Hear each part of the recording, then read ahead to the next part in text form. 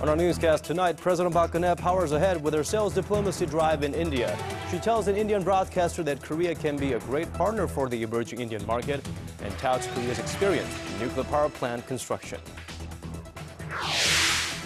And bad business practices and support balanced growth between exports and domestic demand. These are some of the key details of the government's 3-year economic innovation plan that were announced today. A growing number of people in South Sudan are fleeing the bloodshed between government and rebel forces.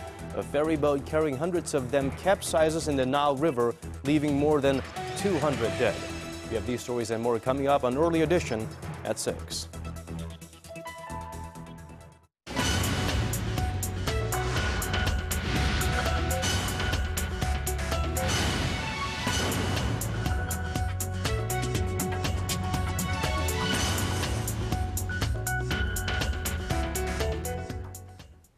It is noon in Juba, 2:30 p.m. in New Delhi, and 6 on a Wednesday evening here in Seoul. Welcome to Early Edition at 6. I'm Moon Gon-young. And I'm Daniel Cha. Thank you for joining us. We begin with President Park Geun-hye's state visit to India and Switzerland.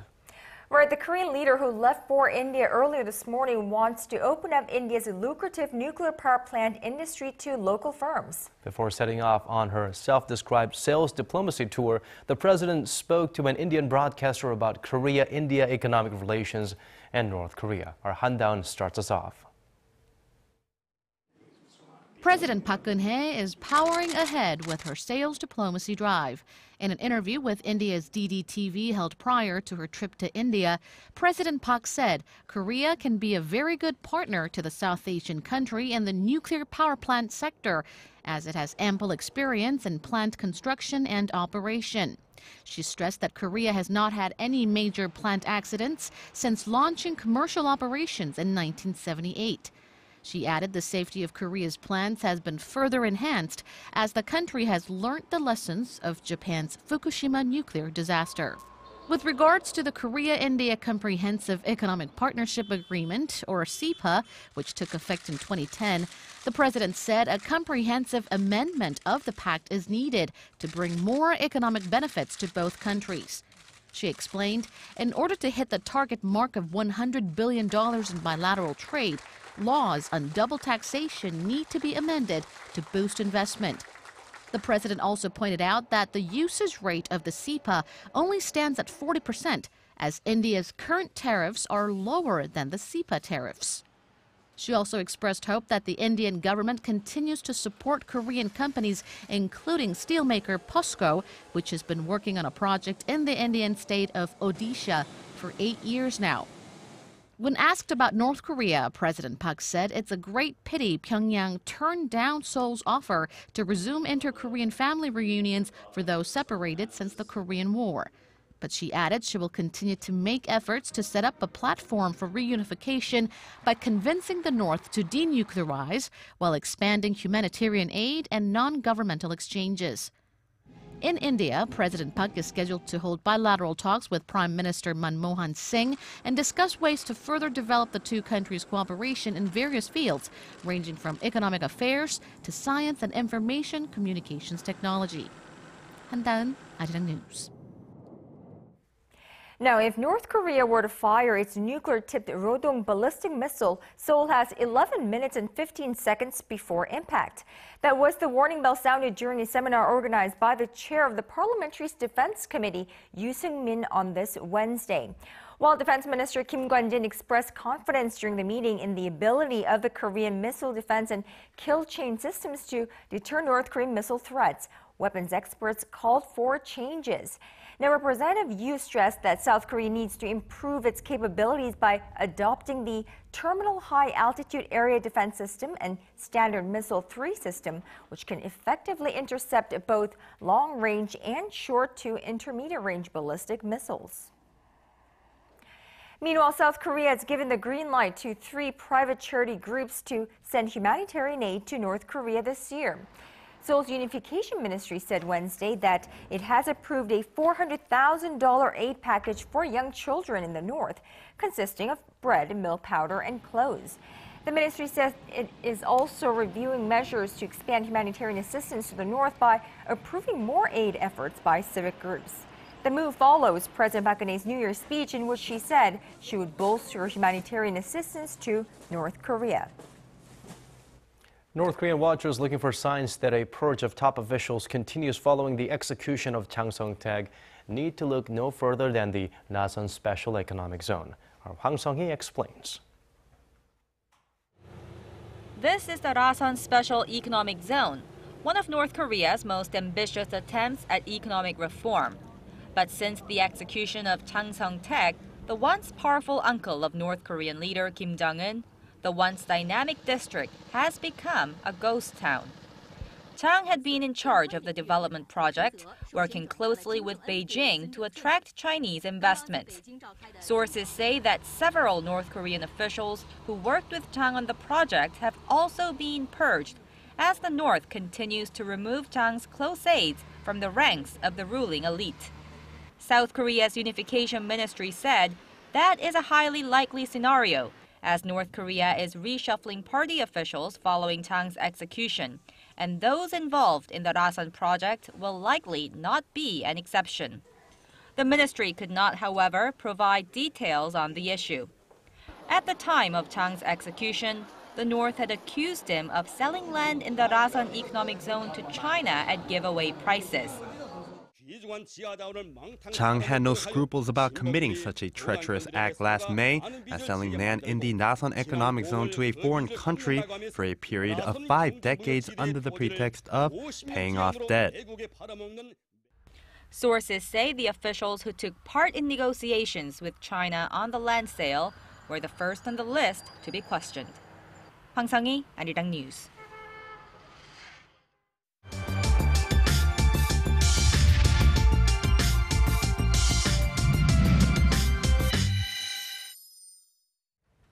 Now, continuing on with our special series on the possible reunification of the two Koreas, today we look toward Germany to see if there are any lessons to be learned from that country's similar history. We have Dr. Hwang Jung-wook, Professor of Law at Hankuk University of Foreign Studies, live here in the studio with us. Professor Hwang, welcome back. It's good to have you with us again. Thank you for having me.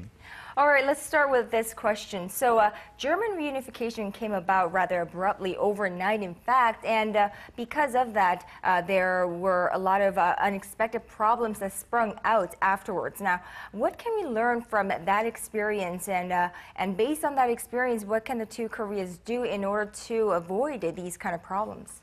I mean, the major issue that everyone points out in terms of German reunification was the hollowing out of the East German industrial base. And people point to two policies that were implemented that caused this hollowing out effect. One was they actually made the Eastern German marks and West German marks equal to each other, convertible one-on-one basis.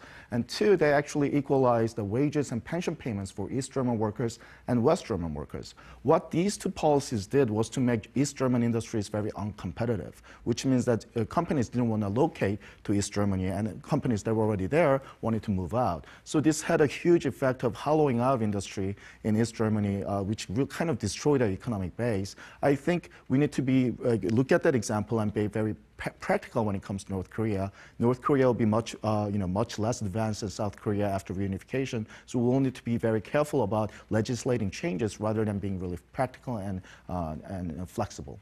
Looks like we'll have a lot of work to do if we do reunite with North Korea.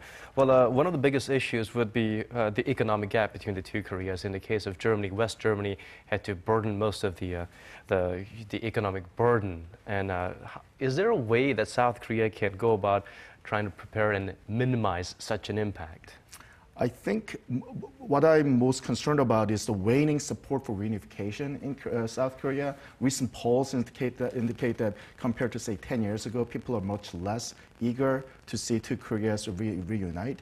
I mean, compared to German example, we are worried that the Korean reunification will be tougher just because the population difference. And East Germany had about 1/4 of West German population at the time of reunification in 1990. So North Korea is about 1/2 of South Korea, which means that we have to do more as a percentage of South Korean GDP in order to make North Korea catch up to South Korea. I mean, estimates vary between about $500 billion to $5 trillion in terms of how much investment that's going to require going into North Korea. We don't exactly know how that figure will be. It will be just large. So what we need is a strong political will on the part of South Korea to make that kind of resource commitment, I think. Now, I think another great, huge issue would be social integration. I mean, there would be alienation, to say the least, between the people of South Korea and North Korea, having lived apart in strikingly different environment for nearly 7 decades now. So what can we do to better prepare for the potential social chaos? I mean, one very indicative measure in that area is basically we have about 26,000 North Korean defectors living in South Korea now.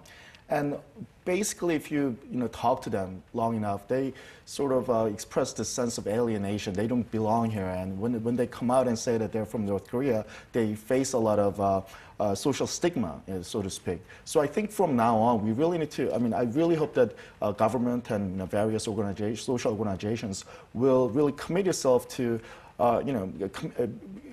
introduce extensive social campaign to make Korean society a little more pluralist, more open-minded.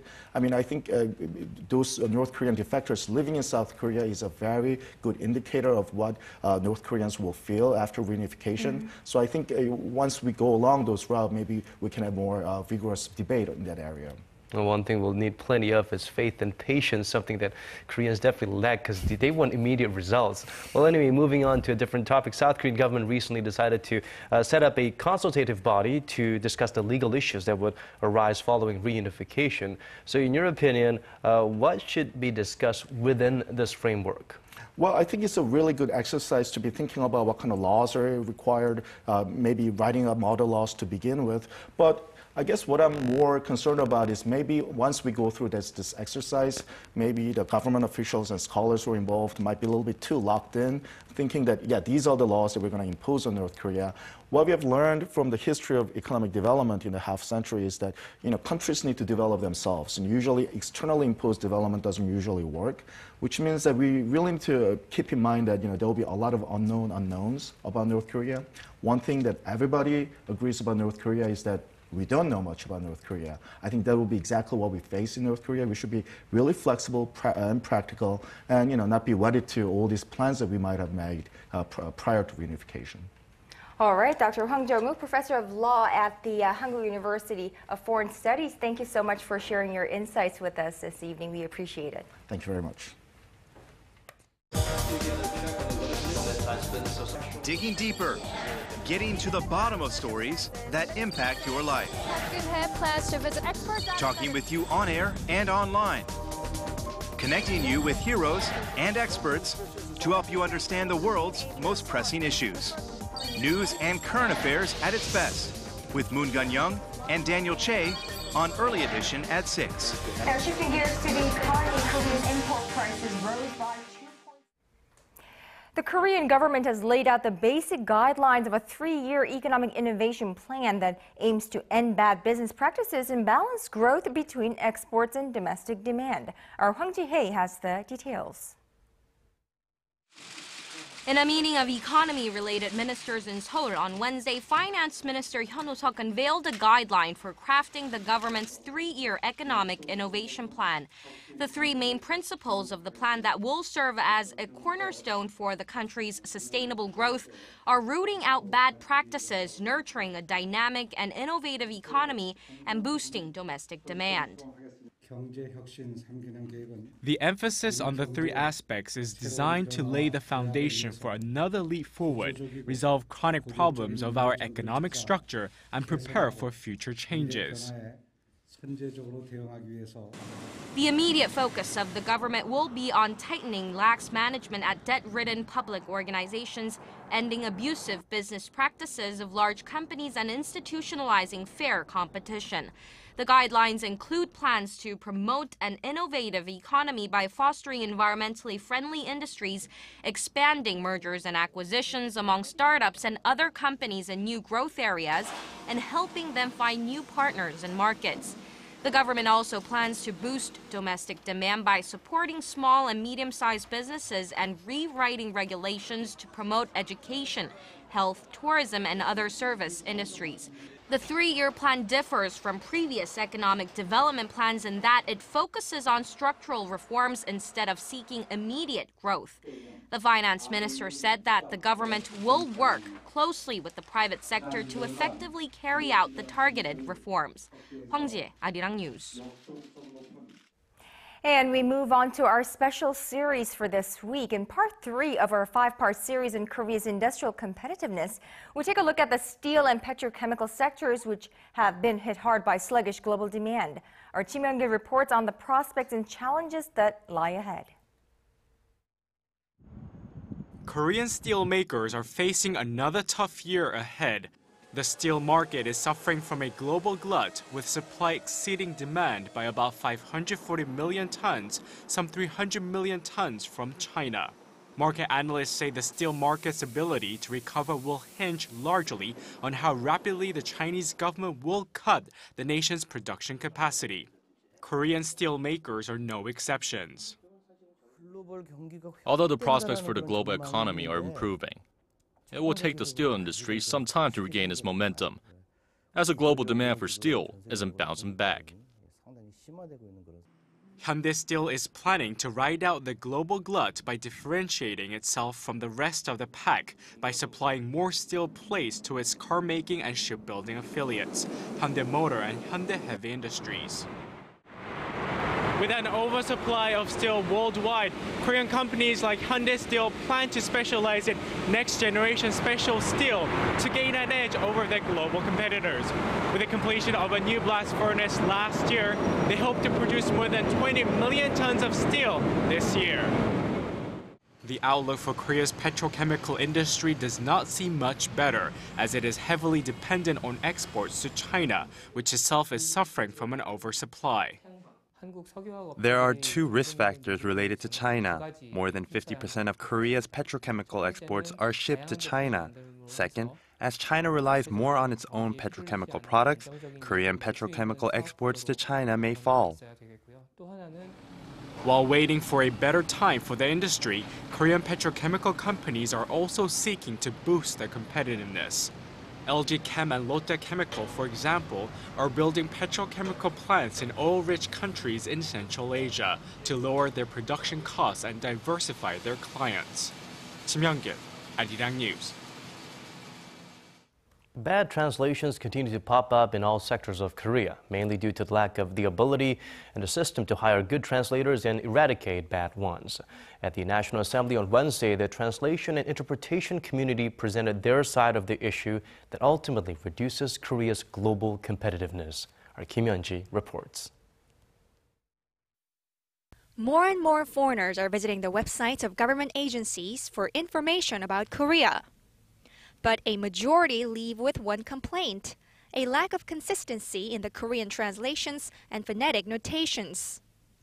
Despite a growing demand for translations in the public sector, Korea does not yet have an organization tasked exclusively with providing official translations, nor is there an organization responsible for quality control.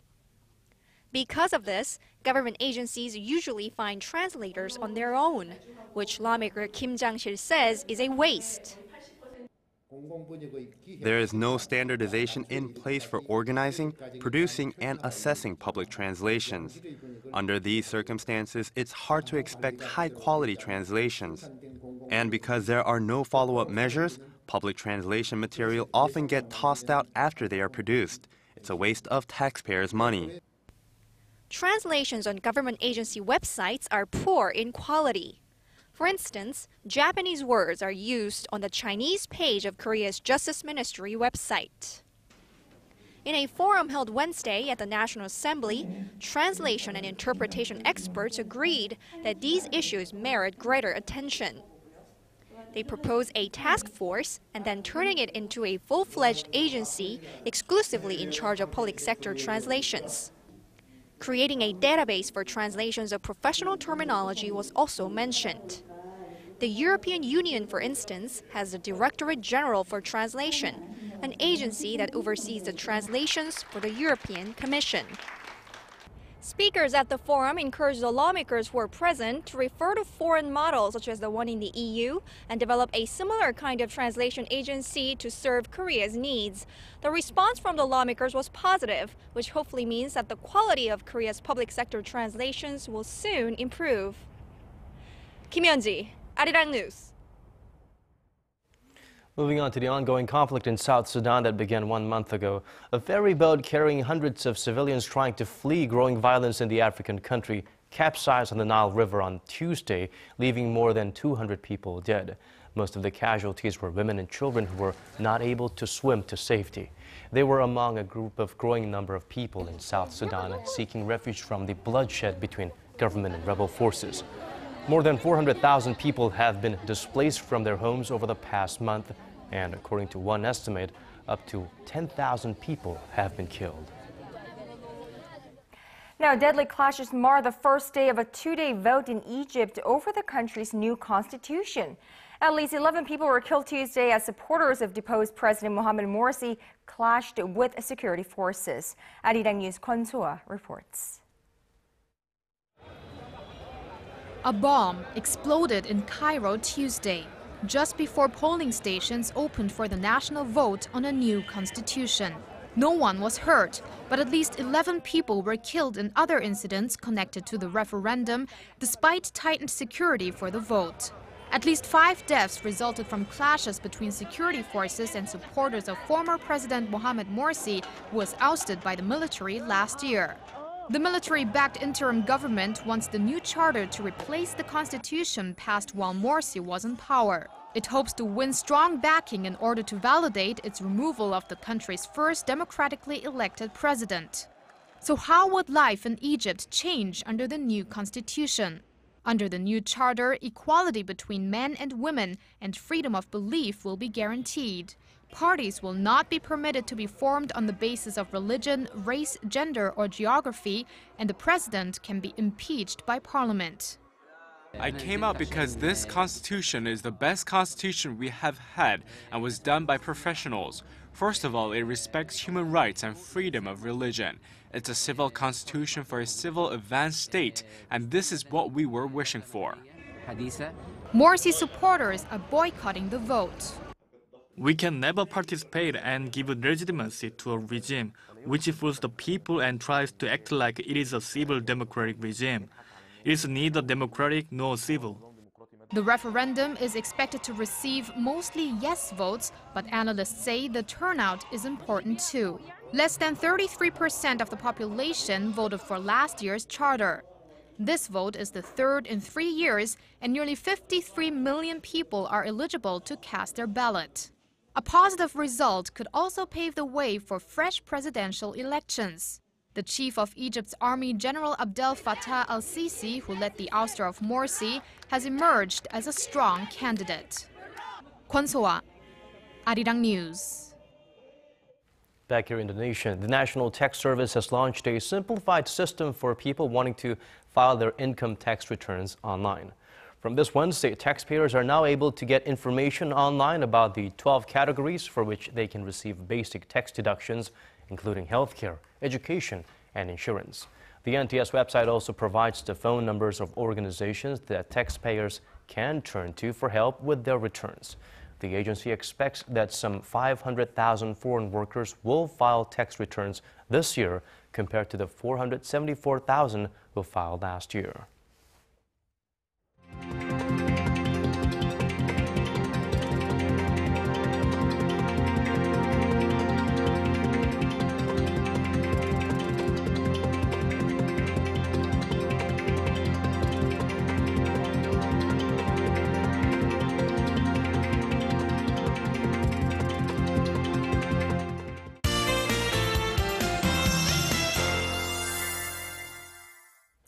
Time now to get a check on the weather conditions, and for that, let's go over to our Kim Bo-kyung at the Weather Center. Bo-kyung, today was yet another very dry day here in Seoul. That's right, Kanyang. That's because Seoul is still under a dry weather warning, and it looks like the atmosphere is getting drier because dry weather alerts have been extended to both Gyeongsang-do provinces as well as the southern cities of Daegu, Busan, and Ulsan. And Bo-young, we had slightly high levels of fine dust this afternoon. How are things looking now? Well, we can all breathe a little easier now because fine dust levels return to normal as of 4 p.m. Now, it's dry in most parts of the nation, so please be sure to keep yourselves hydrated and be aware of starting any fires. Other than that, temperatures will continue to rise tomorrow, so no worries of winter chills for the rest of the week. Taking a look at tomorrow's readings, Seoul starts off the day at -4 degrees with a high of 5. Meanwhile, Gwangju and Busan reach 6 and 8 degrees respectively. Moving on to other regions, Daejeon and Dokdo peak at 4 degrees while Kumgang hits -1. Well, that's all I have for you this hour, but I'll be back with more updates after 8. Thank you for that, Bo-young. And that brings us to the end of our newscast. Thank you for watching. This has been Daniel Che. And I'm Moon Gan-young. Thank you as always for being here with us. Have a wonderful rest of the evening, and we'll see you right back here same time tomorrow. Good night.